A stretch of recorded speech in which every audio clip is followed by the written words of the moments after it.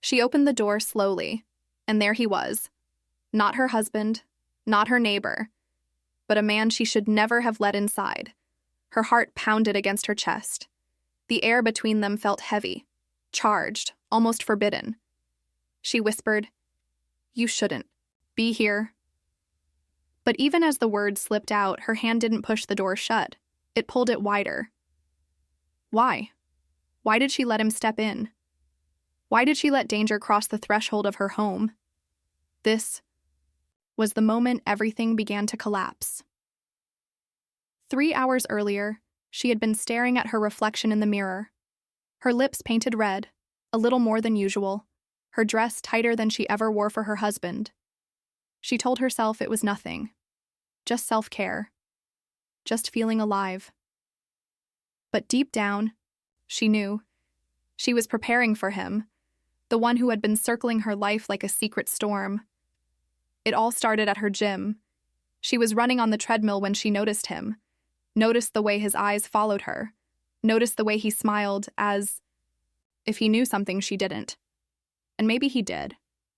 Because when he finally spoke to her, just a casual hello, her stomach flipped in ways it hadn't in years. He made her feel wanted. And that was dangerous. Every marriage has cracks. But she didn't realize how wide hers had grown until he slipped into them. Her husband was busy, always on calls, late nights at the office. She told herself it was normal, that every couple drifts a little. But then this stranger appeared, this man with eyes that made her feel young again. And suddenly, the cracks in her marriage felt like gaping holes. The first time he texted her, she told herself she wouldn't reply, but she did. The first time he suggested meeting outside the gym, she told herself she would say no, but she didn't. The first time he brushed her hand, she told herself she wouldn't let it happen again, but she craved it, and cravings, once fed, only grow stronger. So when he said he wanted to come over, she laughed it off, said it was impossible, said her husband might come home. But in the silence after, she realized something terrifying. She wanted it to happen. She wanted to open the door. She wanted to see what would happen if she crossed the line, and that's how she ended up here. Hand on the door, heart in her throat, watching him step into her living room. It was like letting fire into her home. Every step he took left her feeling breathless. Every glance burned hotter than it should have. She could still stop this. She could still tell him to leave. But instead, she poured him a drink. They sat on opposite ends of the couch, too far, but not far enough. His knee brushed hers, and she didn't move away. His eyes dropped to her lips, and she didn't hide. The tension was unbearable, thick enough to choke on. She whispered again, "You shouldn't be here." And he smiled. "Then why did you let me in?" Her breath caught, because she didn't have an answer. Put yourself in her shoes for a second. You know what's right. You know the danger. But in that moment, your body betrays your mind. Your heart races for the very thing you know you should resist. And that's where she was, on the edge of a choice that would change everything. Her phone buzzed suddenly. Her husband's name lit up the screen. Her blood ran cold. She stared at it, frozen. If she answered, she'd have to sound normal. If she ignored it, he'd know something was wrong. She looked at the man sitting next to her. He didn't move, didn't even blink. He just watched her, waiting.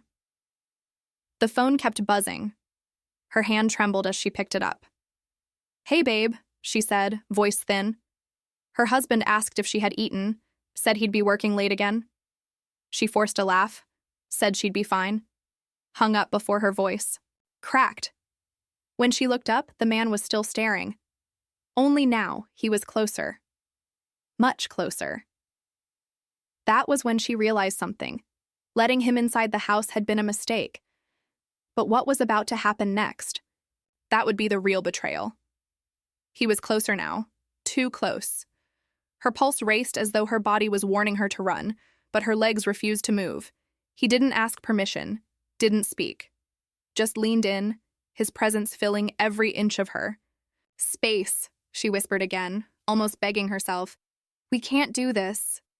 But her voice was trembling, unconvincing, because deep inside, she wanted it. The silence between them broke when his hand brushed her cheek. Soft. Dangerous. Her breath caught, her entire body betraying her mind. She could smell his cologne. She could feel the heat radiating from him. Every part of her screamed that this was wrong. But the truth was, she didn't want to stop, and then it happened. The choice she swore she'd never make. The line she swore she'd never cross. Their lips met. It was reckless. It was intoxicating. It was everything she had secretly been craving. And once it started, stopping felt impossible. But here's the thing about forbidden moments. They burn twice as hot, and they leave scars twice as deep. Because as they lost themselves in the moment, the world outside didn't disappear. It was still there. And it was. About to catch up to her, her phone buzzed again, but this time, it wasn't a call. It was a message from her husband. Just left the office. Be home soon. Her stomach dropped. The blood drained from her face. And suddenly, reality came crashing back in. She pulled away, breathless, panicked. We can't. You have to go. Now. But he didn't move. He just looked at her, a half smile on his lips, as if you really want me to. Her chest tightened. He was right. A part of her didn't want him to leave. But if her husband walked in, it would all be over. She rushed to the window, peeking through the curtains. No headlights yet, but he'd be here any minute. Her mind was chaos. Her heart was at war with itself. Should she beg this man to leave, or should she take one more risk, one more taste, before the door opened again? She turned back to him, and that's when she saw it, the way he was staring at her. Not with affection, not with tenderness, but with something darker. Possession. Like he already owned her. Like she was no longer his secret, but his claim. And in that moment, a chill ran down her spine. This wasn't just about desire anymore. This was about control, and she had invited it in. He stood, slowly, deliberately. Each step he took made her feel cornered, trapped. She tried to steady her voice. You need to leave. Please. But he didn't stop, didn't turn, didn't even look guilty.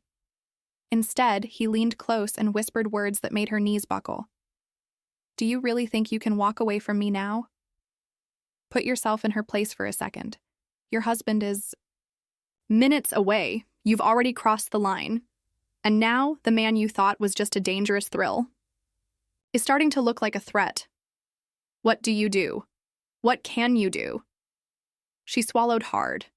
Her hand shook as she reached for the doorknob, but before she could turn it, he caught her wrist. Firm, unyielding. Her eyes widened in shock. This wasn't a game anymore. This wasn't playful temptation. This was something much, much darker. Let me go, she whispered, panic creeping in. But his grip only tightened. You wanted this.